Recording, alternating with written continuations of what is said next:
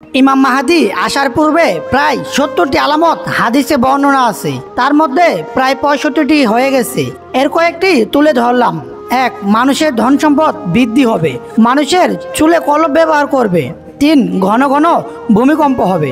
৪. বিনা বিচারে হত্যাকাণ্ড বেড়ে যাবে। ৫. ঘন ঘন বাজার বসবে ও মহিলারা সর্বপ্রথম সেখানে ঢুকবে। ৬. পুরুষের তুলনায় মহিলাদের সংখ্যা বৃদ্ধি পাবে।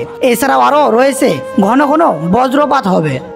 বিভিন্ন এলাকার মানুষ যখন পরস্পরের সাথে দেখা হবে, তারা বলবে, গত বজ্রপাতে তোমাদের এলাকায় কতজন মারা গেছে। সুদের সরাসরি হবে।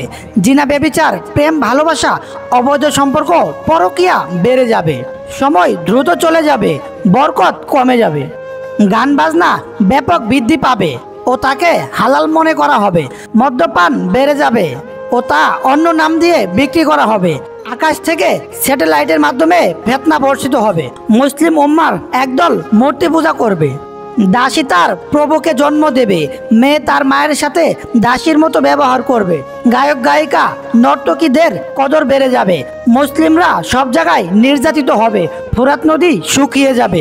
বর্তমানে শতকরা ৯৪% শুকিয়ে গেছে, আর তা থেকে স্বর্ণের পাহাড় উঠে আসবে। সৌদি নেতৃত্বে ৩টি ফাটল হবে। বর্তমান বাদশার ৩ জন ছেলে, বাকি 5টির মধ্যে 4টি আলামত যা পূর্ণ হলে কিয়ামতের দিন গুনাহ শুরু হয়ে যাবে। সেগুলো হলো: ১. আলেমদের থেকে ইলম উঠিয়ে নেবে। ২. কারীদের থেকে তেলাওয়াত উঠিয়ে নেবে।